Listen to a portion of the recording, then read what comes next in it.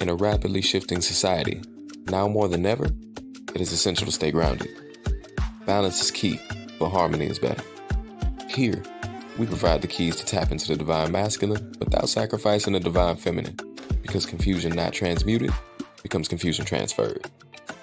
This is Divine Masculine Activated, a weekly Tuesday evening tap-in brought to you by Mastermind Connect and curated by the good brothers JD Weatherspoon and Cortni Grange. We invite you to grab your activation method of choice, get comfortable, take a deep breath, and bring your whole self into this space.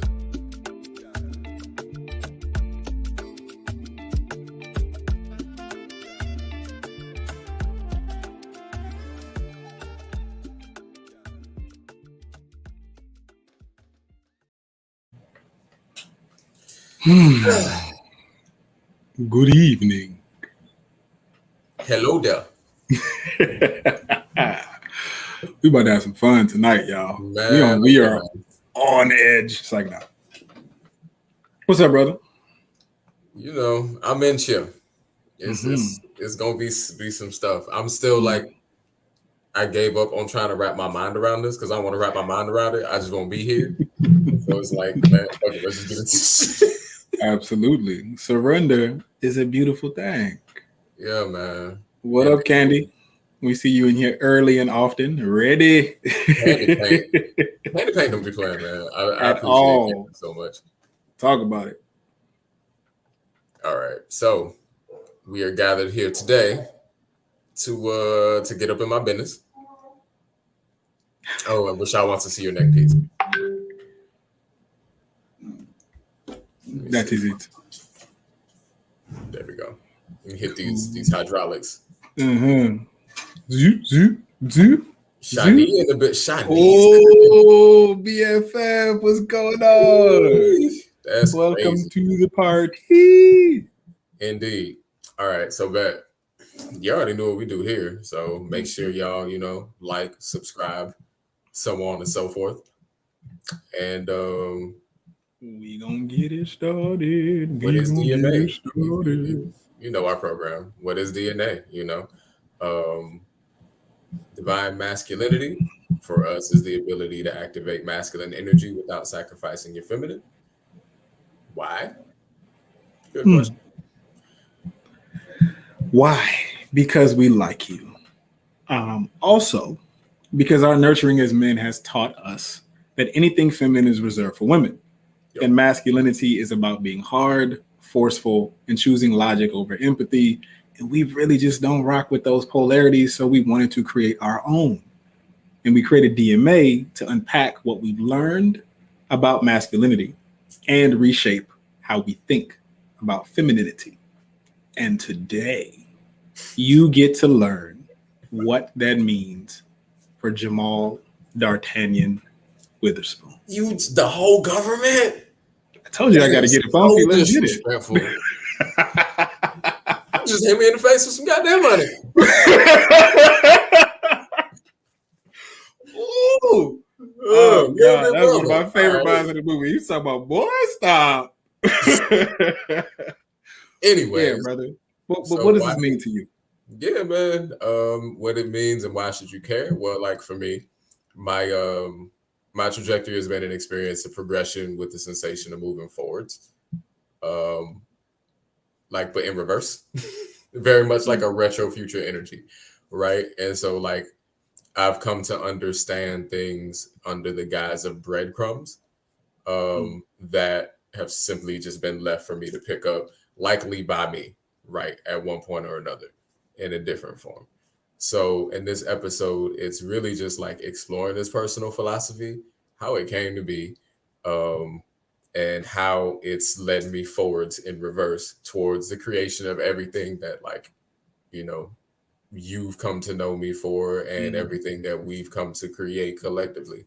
And hopefully it gives whoever is watching and listening some insight on how they might be able to do the same thing for themselves, should they choose. Along the way, ladies and gentlemen, I would like to add, please ask questions, leave comments, we want to make JD as uncomfortably comfortable as possible so that he Go brings for it. forth his best self. As we identified on last episode, we have here Super Negro in the flesh. You reaching? I'm gonna take it. Hey, listen, I'm gonna take it. I'm gonna take it. That's it. But yeah, brother. So let us in. Let us into like how this starts for you, where this disseminated from. I mean, classically, I guess I would say I started out like any of us, you know, between somebody's legs. The union of a Virgo and a Leo. Why they chose that, I have no idea whatsoever. But it kind of worked, and so I would say that's where this car started. This story starts probably, I would say, when an adolescent, well, when a young man left South Georgia to Florida because he found out instead of making like 60 cents a day doing backbreaking labor, he can make $1.20 a day. And that is how a peach became an orange, and that set the tone for a pretty impressive scale of land development with somebody that had a third grade education and figured out how to finesse the southern sharecropping system, and become a land developer who also became a preacher, who also decided to create a transport company that ferried Negroes up north during the Great Migrations. And that was all by Kid 10. Just in case you were wondering. Yeah, exactly. And so that definitely set the framework of the container that I came up in, because it was very much like the antiquated, almost like medieval nobility structure where everything was predicated on the mantle of the name. Speaking of that name, Yeah. and coming off the heels of the Egungun Festival for the Ile that happened this weekend, Indeed. go ahead and give honor and homage to this individual. By name, who are you talking about? LC Weatherspoon, Sr. And give honor and homage to the ancestor in all ways and forms that we know how.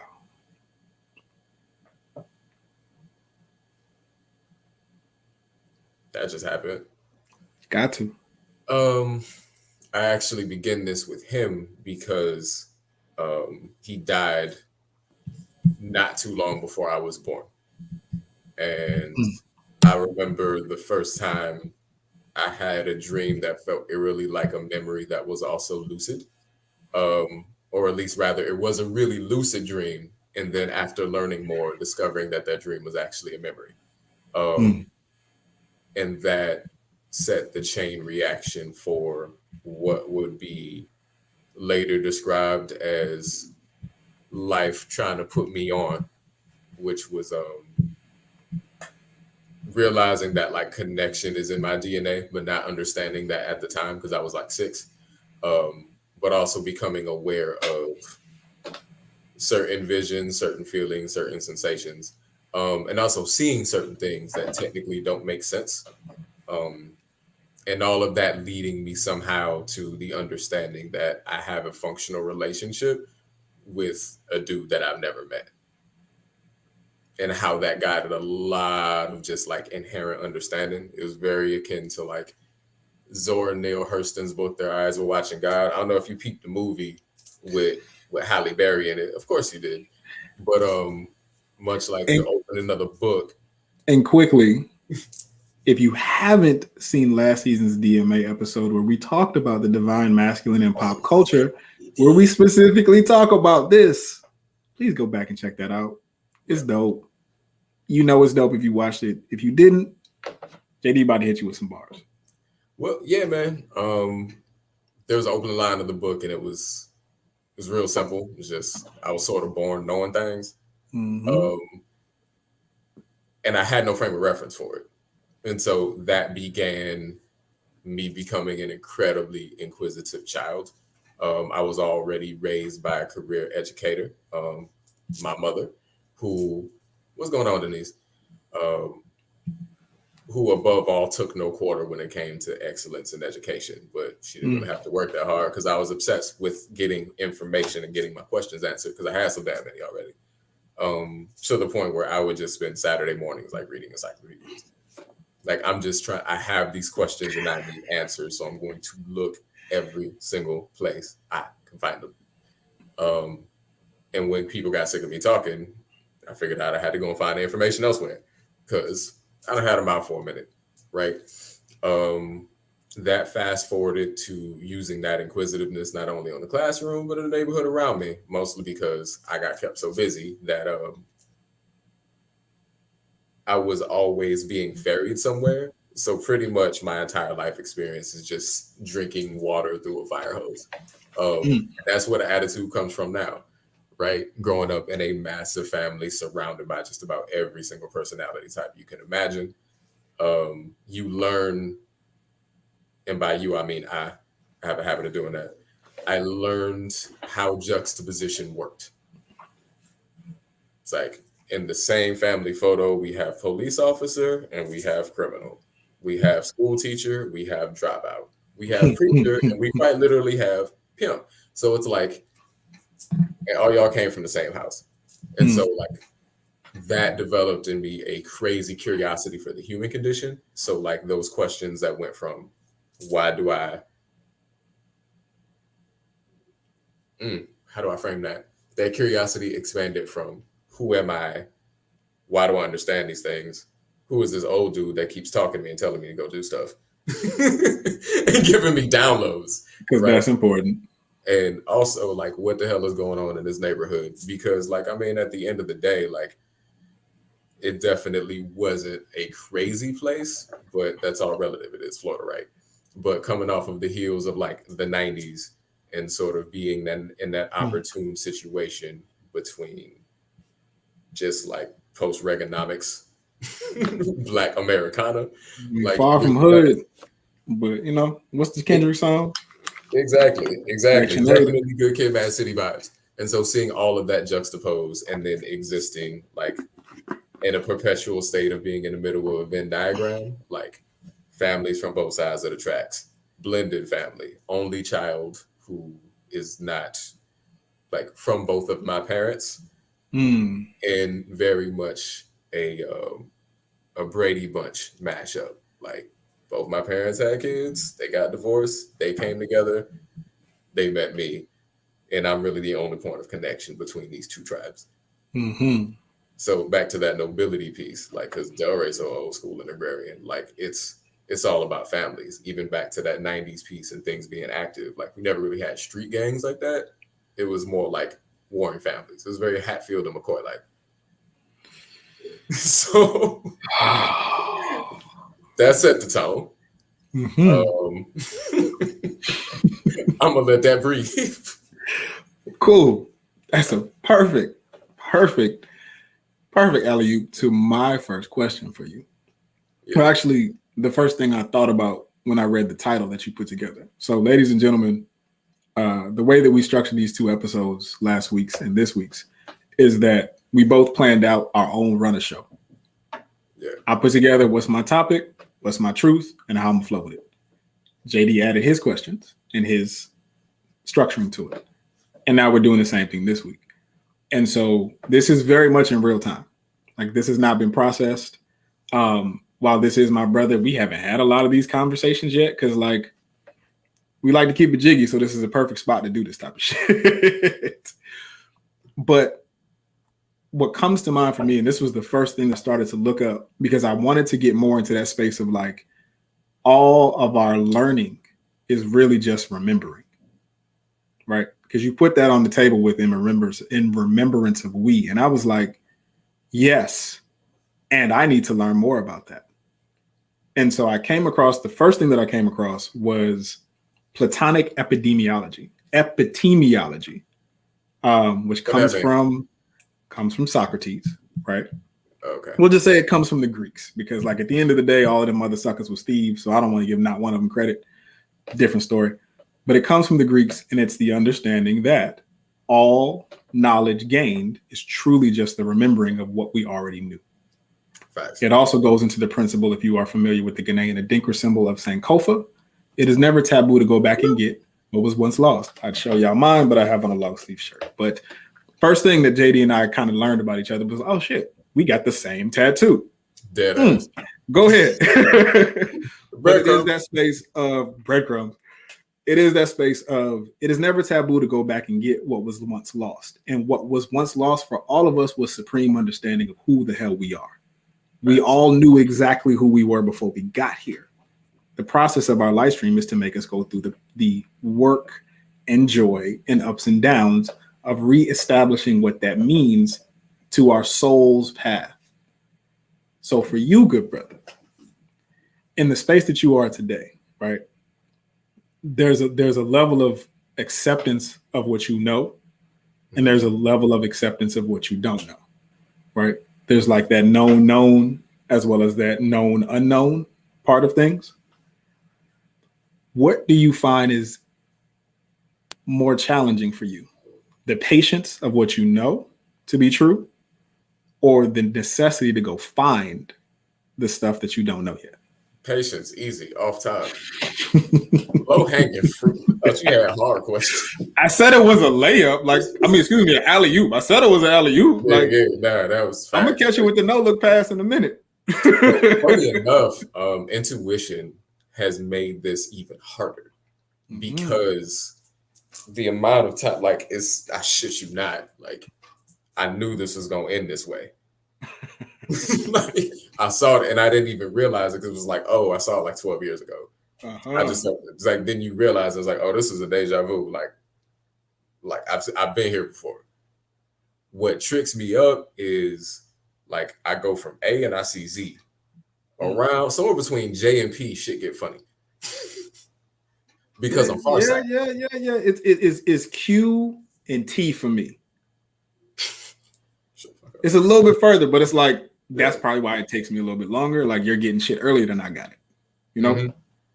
And so, like, I'll miss, like, that's where it gets, I know how this is supposed to end. So because I know what that looks like, I'm going to try to, what I classically would do is force the middle to fit into my context for the end. And I miss steps. And then that's where, like, the strife came into play, or rather the self-induced stuff, right? But, you know, life is so amazing. What it's going to do is continue to put you in situations where you get exercise that muscle. Bring your ass right back to the purse. Right. But real quick though, like, ladies and gentlemen of the audience, that principle of Sankofa is very, very important, not just for JD, but for all of us, in terms of, like, understand that you were born with everything that you need. And so therefore we would love to hear from you. Where in your life have you been able to go back and get what was once forgotten for you? And I'm glad you pulled this up, brother Tremaine. Good brother. It's good to see you in here. This right here, this is heavy. Even the stuff I feel I know, I still have a knowing that I could not know or be wrong or change. Every principle started off as an opinion. Somebody's somewhere at some point. So that, I got to think about that, because it's like be wrong or change. That's like the opposite of a Terrence. We're gonna bring it up. It's like, oh, well, even if I did know and I was wrong, I still could have been right. Which he was like, even if I was right, I still could have been wrong. That says a lot about Come on, man. Let's do this, man. You know you better speak your truth, man. That's what I'm saying. So it's like, okay. In terms of wrongness, I think that is interesting because like the miracles happen right after the messes do. Like every single blessing I've ever had was like preceded. Oh, run that back. Bring it back. Yeah, man. The miracles happen right after the messes do. So it's like the times where I got it wrong. It's like, dang, I messed this all the way up. It's like, oh, I actually unknowingly created the situation where like it was the environment for me to get what I truly wanted the whole time could even begin to manifest itself. Come on and talk about it. Yeah, bro. Shanika, what we got? Dreams and connections. Yeah, man. It's real. Oh, We're doing it at the same time. That's why. See, that's yes. why happens when two people try to drive. Right. That's real. And even Tremaine, I got to bring you back up, brother, because we appreciate you always and forever. Right. This is not just what we talk about on this show. This is largely what we do. We hold, curate, and make safe spaces for others to figure out the shit that we figuring out. Point blank, period. Facts. So a couple. We got one more because I already know you about to pivot hard. So I'm going. Exactly. You done adjusted the brim. I already know what's coming. I'll let you take that one. All right. Every time I see the outcome, I choose to give way to the free will of the environment and flow, but still try to avoid the pain of it all. Oh, well, you can't. That's like saying you're going to go in, but you're going to stay outside. Like, what you do, you in or out. There's no white gloves option. The pain come with it. Battery sold separate. The pain is included. That's it. The pain is included. It is the one thing we will all experience. So good, brother. Along this journey of remembering what you're learning, I can imagine that it all wasn't juices and berries. And some of the breadcrumbs you probably like kicked some dirt over or smashed and was like, fuck that breadcrumb. I don't ever want to come back here before. Or can come back here no more. What's something that you've remembered that you knew when you did it, you weren't supposed to be engaged in it, but the memory reminded you just how much it wasn't for you? Say that one more time. Along your journey, what's something that you learned, but you actually just remembered it? And the memory was that you knew you wasn't supposed to do that in the first place. I did adjust the hat. I mean, you should have known it was coming. You did, man. That's a few. I'm incredibly stubborn. Go with that. I'm sure it involves somebody, daughter. A few times. Oh, God. That wasn't true. Definitely. It was mostly that. So I'm like legit, like that was something that was so frequent that I'm just going to go based on the principle. Yeah, man, because it's like, all right, here's where the kicker got in, and this is where we just it's gonna be what it's gonna be. We're gonna turn this into I'm gonna get into this. Yeah, right. All right, so deep. So deep. Strap in. The old model that I operated on was very much like I treated the world somewhere between a chessboard and a stage that I performed on. Why? Because I learned how to navigate really narrow parameters, because like what I would describe as hyper discipline was an aspect of my upbringing, right? But I also have a naturally big and inherently rebellious like temperament. However, because of, like I said, that ability to pick up on stuff and being intuitive, I figured out which buttons to push on which people. It's like, all right, I understood the notion of a social contract very early. And so I learned how to play the game, especially navigating between both sides of the tracks, right? So that gave me a really nuanced understanding of how to be up here and how to be down there at the same time. When you couple that with high levels of cultural exposure, just because of location and like the nature of my upbringing, I just had like a lot of frames of reference to work from shit on. And then back to that Leo piece, like we're natural performers. Like that plus proficiency in executive reasoning, and being able to silo shit very well. Just like I'm a natural multitasker. Like it was a giant playground. And so that's how I treated everything. And because I'm good looking and charismatic, much like you said last week, like you're going to believe what I'm going to say. Even if partially you don't actually understand what I just said, but it sounded good. If you get to listen a little bit faster, I won't have to slow down for you to catch up. I won't. Type I won't. Yes. So like I understood so long as I executed on what was perceivably expected, I was pretty much entitled to do whatever I wanted. That ended up playing out horribly across the board. Oh man, go ahead and talk about that. How did it play out horribly? Oh my God. Alphabetically or chronologically? Yes. For one, okay, what was Aisha, Brittany, Chris? But no, funny enough, before that, because that didn't even really get cracking until after puberty. It started out with combo school and church. Because it's like, all right, I know They want to hear them women though. of course.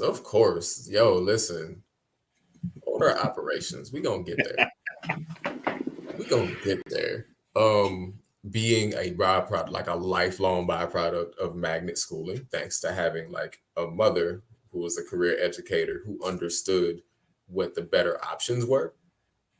And so it's just like, I'm not gonna put you here where I know you're not gonna get what you need. I'm gonna make damn sure that I set you up for success. So that meant from like legit kindergarten all the way to high school, like full magnet shit.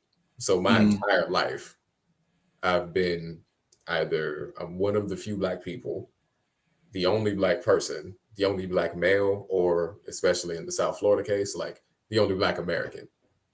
So either way, from like age 6 on, I'm already learning how to code switch. So like nuanced environments and like communicative fluidity is something that just comes with the house. You gonna know how to turn switches, right? That fast forwarded to cool. Now we doing sports and shit. Niggas hitting growth spurts now. You know, I'm hanging with the boys over on 4th. We throwing up prison weights. You know, I'm filling in t-shirts.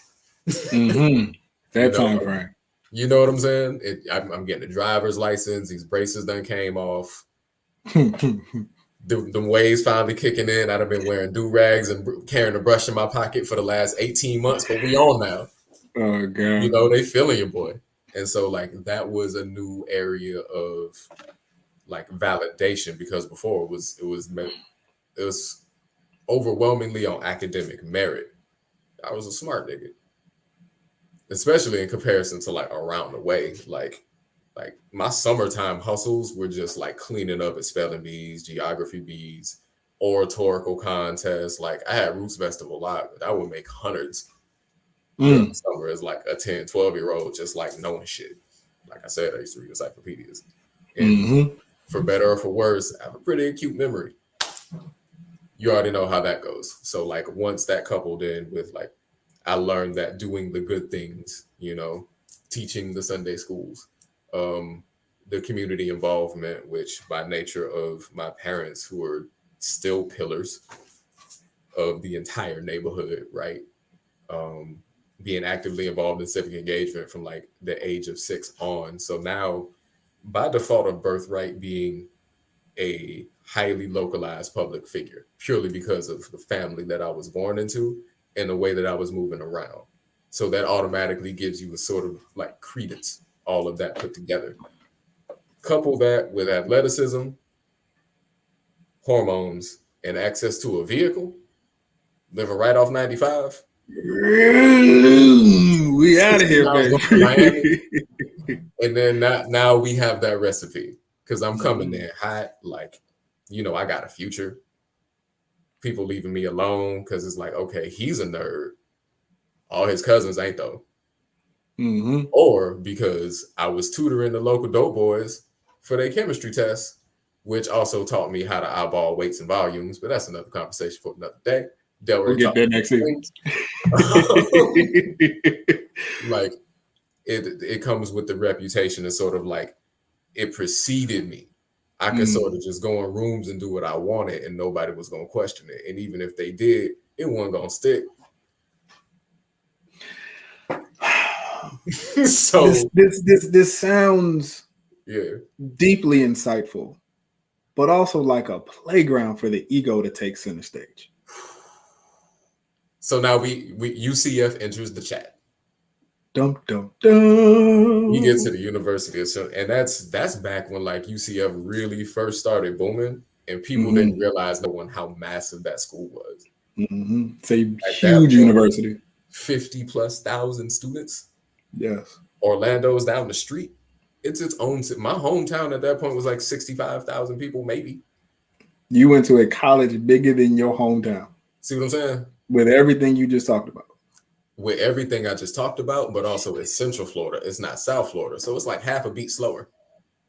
You know, we was cutting school to go hang out in Lauderdale, Miami. Like, it's down the street. So now 10th grade shit is impressing the seniors in college. Yep.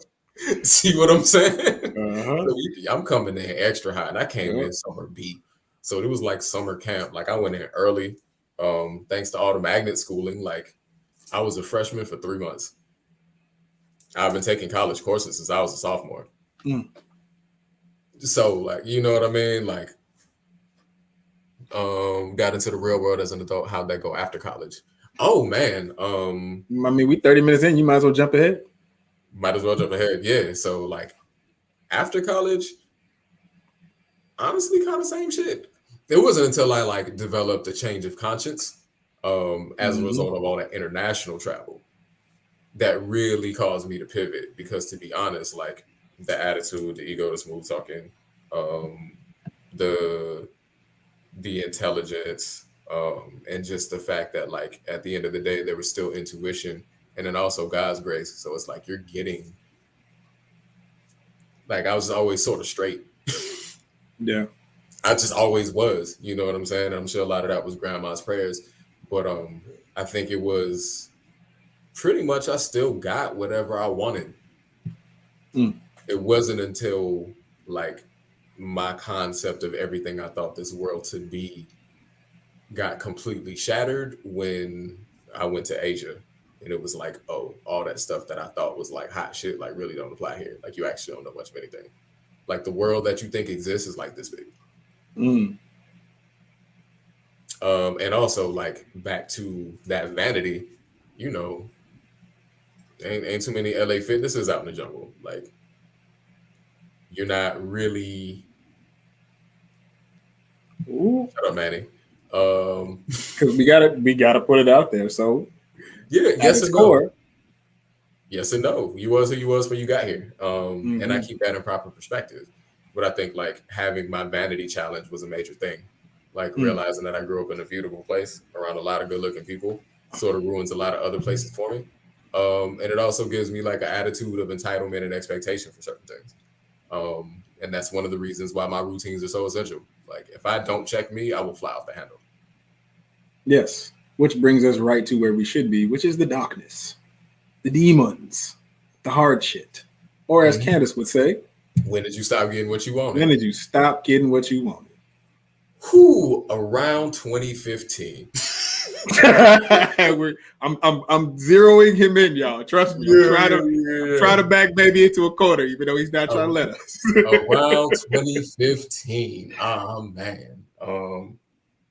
The funny thing is, I got what I wanted on paper. Like, I had done the degree, I had done the world travel, I had done the humanitarian aid and, like, the IDEV work. I'm a political science major. I came back to the US. I got a job in DC.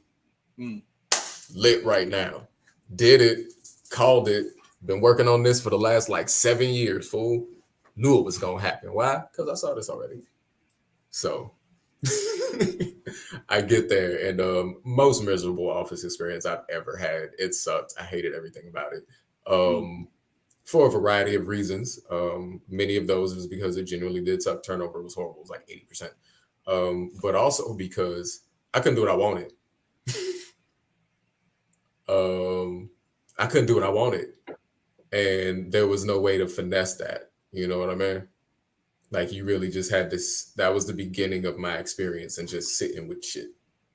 Like, I mean, I had done it during, like, my plant medicine initiations in Latin America, but, like, at the end of the day, that only lasts for what, like 8 to 12 hours? Like, you don't live in a perpetual state of ayahuasca. How old were you when you first experienced plant medicine? 25. Ooh. Gotcha. Yeah. No, this was different though. Like, I ain't see this in a vision. Back to that. I don't remember this breadcrumb. Also, I don't like it. Right. It's foreign to me. Being gregarious did not afford me any extras. If anything, Mhm. it made me a target because it's like, we don't do that here. Like, this is a federal agency. Sit down and shut up. Matter of fact, why are you not even at your desk? And so it's Who like, told you? oh, matter of fact, you think you special. Now we gotta fuck with you. Why? Because you remind me of some asshole that I met at some point. Now I actually hold the power of the pen, so I can just make your life miserable. And that's exactly Ooh, come on. These environments breed narcissism, y'all. Like, it's oh my gosh. oh. So going from that to realizing like, oh snap, I don't actually dig the career path that I'm on. Like even looking past it, like even looking at State Department, which was my goal. Well, shit, Trump got elected. All my mentors were like, yeah, this ain't the time. You need to wait this out. So any aspirations you have, Hold them. those on ice. And at that point, I had already sort of like realized that the best NGOs and nonprofits functioned as businesses. So I was like, let me figure out how to run a business. Ironically enough, that's when Mastermind came into play. That's when I met Mike. That's when I met Manny. That's when all of this started to occur. That's also when I transitioned into corporate and got into sales and management, which was the craziest paradigm shift because I was killing it because of my attitude. But I hated everything I did. This shit was not aligned. But I love that money though, because I could get what I wanted. And with more money, you can get more of what you want. Or at least that's what they tell you. This is when it starts to spin because now the ego is justified. See, I knew I was this good. Now you really can't tell me shit. Now you really can't tell me shit. But I bet it was comfortable. It wasn't. It wasn't comfortable because I hated what I did every day. It was comfortable because I could get what I wanted. And so like, yeah, like it'll keep you from pushing in certain ways. And so once again, life is so benevolent. Took all that away. So now all of this, what was the breaking point? Oh, good job, Candace. Yeah, no. I knew I wanted to expand. I didn't necessarily know how, but I knew I wanted differently, and I knew I was already taking steps. I had worked with my team to create, these entities. I had been really just throwing myself at the process of making new connections around DC, trying to get involved in as much as I could get my hands on to sort of break into this lifestyle. But I wasn't really trying to let go of corporate either with that other hand, because quite frankly, the financial ecosystem I had created was flawless. Like every liability had an asset that paid for it. It was an elegant system, and that also contributed like a lot to the ego because it's like, look what I did. Behold, this is all because of me. Love me, appreciate me, so give me what I want because I earned it. Yep. You know what I'm saying? And so, hold on. Before we get to this question, so really quick, ladies and gentlemen, because like this may sound like it's all worked out. While we are not scripting this, there is a specific framework that we, I won't say utilize, but we stick to, which is the hero's journey. And JD touched on this a little bit last week, but the hero's journey has this path to it, right? And as you can see along the way, like it's not clean. It may look like a circle, but if you read these words, man out of this world. But as of right now, JD, it sounds like we're getting to that space of what will be known as the abyss. What? Death and rebirth. James. So to Charlie Murphy. Now I would love to bring up the good sister Rasha Almonte's question. When are you able to finally surrender in what you didn't want so you could get what you wanted? What was that abyss like?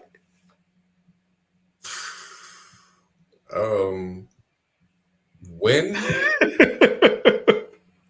Honestly, I would say probably a few weeks ago. If we really go like full, but like everything, I would say intentional surrender a few weeks ago. I would say forced, like conceding defeat, a few months ago. Everything had to go. Everything had to get broke. Like you're too stubborn. Your resolve is unfortunately way too developed. Like your threshold and breaking point are way up here. We're gonna have to hit you from like all sides for a long time. And it probably could have been a shorter experience. But like I said, like I was too fixed on that. I built this. It wasn't even what I was doing fundamentally. Like this is me showing you who the fuck I am. This is attached to my self-image. We're gonna die on this hill. And die I did. And here comes death. And die I did. All up on that. So I was proud to do it. What else was there? Who am I outside of this? Take this away, and what am I now? And so, yeah, I had two 220. I had two 2020s. My 2020 started in 2019. Around the same time I started shadow work. I don't recommend that. Funny how that works, right? Yeah. Yep. Good brother, talk about it. King Warrior. It is those shadows, right? Shadow of the King and the Warrior would be the dictator and dictator. coward. And I was both of those at the same damn time, if that was possible. Right. Say that one more time. The shadow of the King and the Warrior is sorry. So each has, I want to say king, you have, tyrant, coward. King. King is in the middle. So it's like positive, tyrant, and then coward on the other side. That's right. And with the warrior, it's warrior in the middle, warlord on one side. I forgot. I look at the chart. We got a whole episode about that. That's on season 1. Then go back to the channel. We're talking about King, Warrior, Magician, Lover. If you are unaware of the book, great one for divine masculine framing, not to base your life off of. No, just but a great framework. Yes, as we always say, like if you take anything from this series that we do, don't take anything from this series that we do. Go figure that shit out for yourself. But remember what we said while you're doing it. That's how it works. This is your journey. Books ain't gonna tell you about yourself. Say that one more time. They will. Books ain't gonna tell you about yourself, but they will help you to understand where to look for yourself. There's a difference. So, yes, we will post the chart. We got you, Key. We'll put that into the Facebook group. Moving right along, because we're getting through this very early. Because I really got to break it down to make it be broke. Like, on no uncertain terms, it was a very dark and cloudy place. Yes, it was an activator. That's precisely what it is. I couldn't see. I had to learn to feel my way out, which meant I had to let myself feel things. And the beautiful part about like losing pretty much like virtually all of my sources of revenue, like I had some time. I was incredibly stressed in the process, but I had time, which meant you get to pay attention to these feelings now. And right when you think you're going to get a chance out of it, the world's going to shut down. And now you got to not just be patient and surrender. There's literally nothing that you can do. Nothing you could do about it. Baby in the corner. So now that we have you here, let me get to my question. So as we talked about last week in my episode, the variation between self-centered and self-considerate, right? Self-centered being everything is about me. Self-considerate being everything that is about me I use to the service of those that I am in service to, right? JD, for you, your journey, it always has this air of self-consideration to it. And it is very admirable. At the same time, it seems like it can shackle your trajectory at times. Absolutely. What is one shackle you refuse to break and one shackle you have learned to break? That my my intrinsic value is contingent upon my ability to sacrifice for those around me all the time. That's the one you refused to break, or the That's one the you? one no, that's the one I had to break. The one that I refuse to is legacy. Like everything is a tool. It's just a matter of the application. Before it was, once again, like I wanted to be able to hold up my trophy. You know what I mean? And sit back and be like, yo, shit, look what I just did. Whereas now it's funny, it just occurred this weekend. I went up to celebrate my nephew's birthday and seeing, so much of my village there.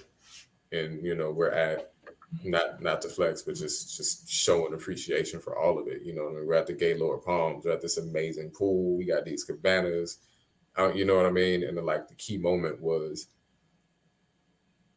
being with my brother and my cousin, helping to teach my little cousin learn how to swim. And then looking out and seeing these generations, you see how all the pieces fit.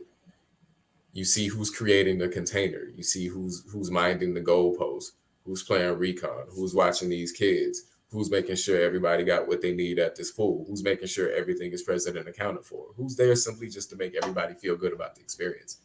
And it clicked, and it's like, yo, this has to continue. This has to continue.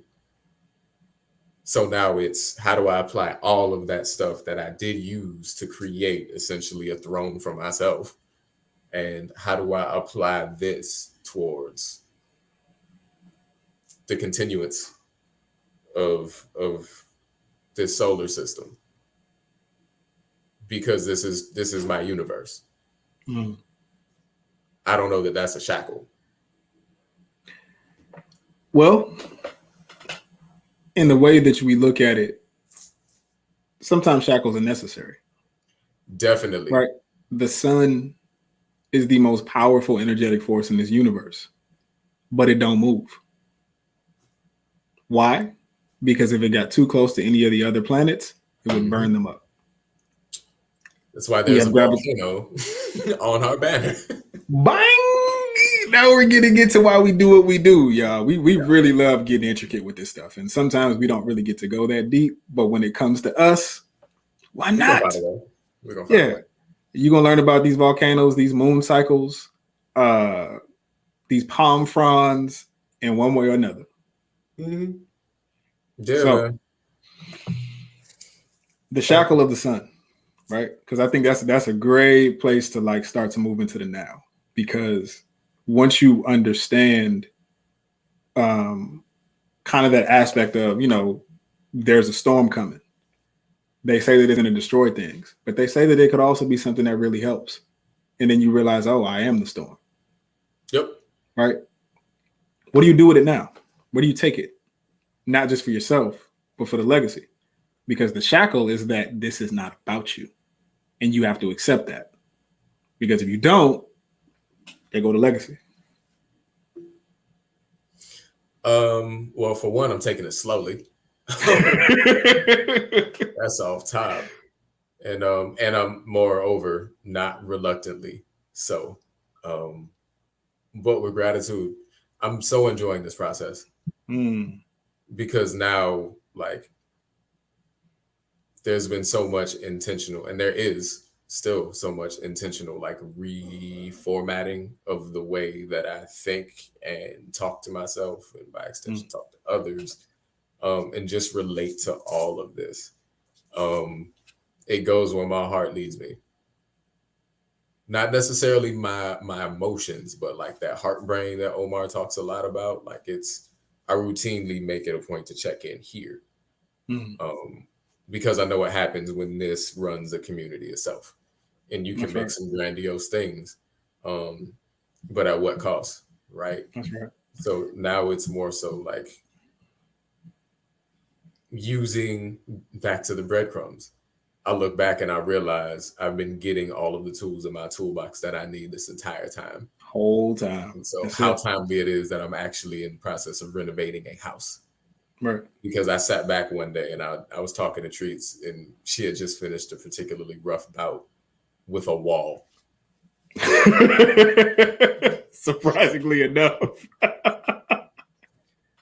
Exactly. And she peeled the paint back and she found out like, yo, there's a whole bunch of mold and mildew under this paint.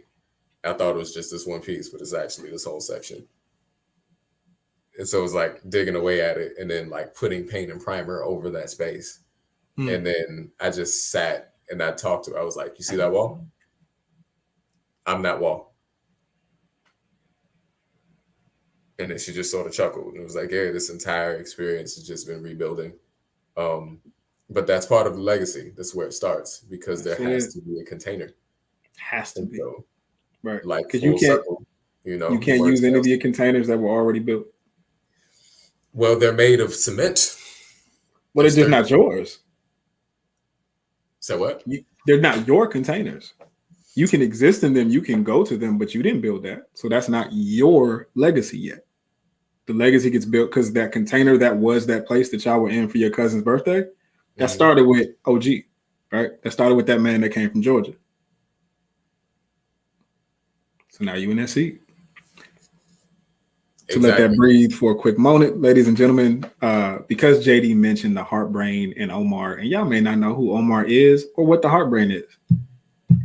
Make sure y'all check out Holy Men from our good brother Omar Davis. Wednesdays, 8 p.m. live stream on this same platform. Omar is so Mastermind cool, Connect, Facebook. Omar is like, Omar's so cool, yo. If you like how we get into this, a lot of this is like, wait, Omar, say it again. I'll be back. Let me go research for 6 months, and then I come back to have that conversation with him again. He exists perpetually in that state of that's like different. Elevated Anatomy and physiology, and then had an awakening. He's Doctor Strange in real time, and like cool as fuck too. Because Omar will kick it with you too. Like we'll go out, we'll have a beer. Omar will dance in the middle of a bonfire. Like ain't no limits. Yes, one time for the good sister. What up, Triz? Oh, so we are in that beautiful, lovely, awesome space where we get to bring this to a close. So today, good brother, you talked about where you're going, what it is now, but what you're doing. What do the people need to know about you and where you're going? They already know too damn much after the night.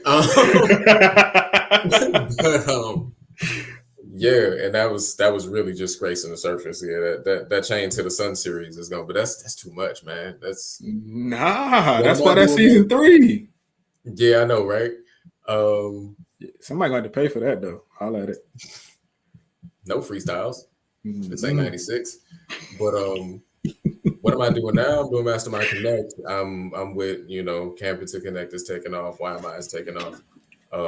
And then also like using that ability to curate and create spaces and nurture relationships and connect dots essentially, and stepping into this consulting space. So anybody trying to get a 1, 3, 5, 50 year situation lined up and mapped out, come holler at your boy. Anyone who is looking to create the blueprint for policy and programs that are going to set the tone for what the world looks like in the next 5 to 10 years, also come holler at your boy. Both those things overlap. But other than that, man, I'm about this peace. That's it. Know that about me. Know to come in it, know to amplify it, and know the way to maintain your own so that you don't disturb mine. Still working on calming that other dude down, and so like I prefer to not feel inclined to knock shit over. Other than what's that the good Outcast brother said? Peace of mind. Peace of mind. So be mindful before you try to take a piece of mind, because then I gotta go get my piece.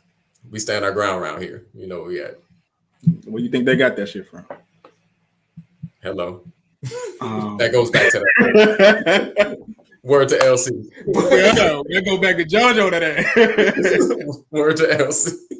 So as always, ladies and gentlemen, boys and girls, children of all ages, thank you for coming through this episode. As we close it out, a couple of things we always want to remind you of: that attitude, that gratitude, and that latitude. First and foremost, abundant gratitude to Mr. Weatherspoon for exposing himself on tonight's platform.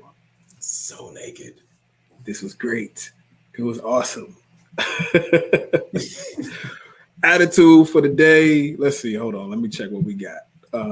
What is our attitude? Y'all gonna like this because we didn't really get to get deep into it, but at the end of the day, it still holds true. Bow. Don't play chess. Be a chessboard. If you don't get it, you don't get it. But if you get it, I'm glad you get it.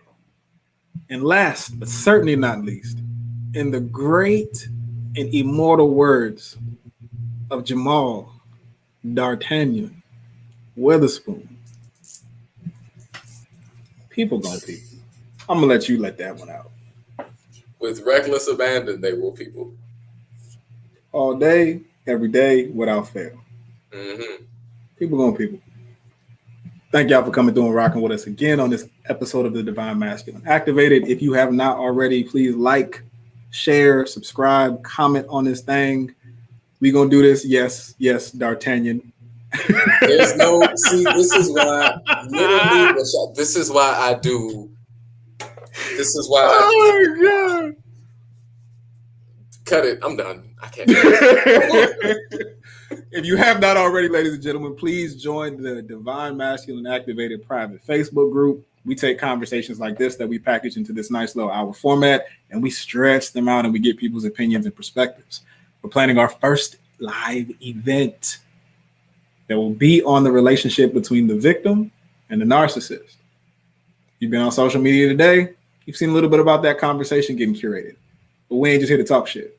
We're here to walk shit. So we're going to see what we get to do with this together. And for the first time, we're going to give y'all a little sneak peek into next week. Sneak peek into next week. One more time. You still put an R and P. We're going to give you a sneak peek into next week where we have a So good brother, Castro. Strong. Another rattler, by the way.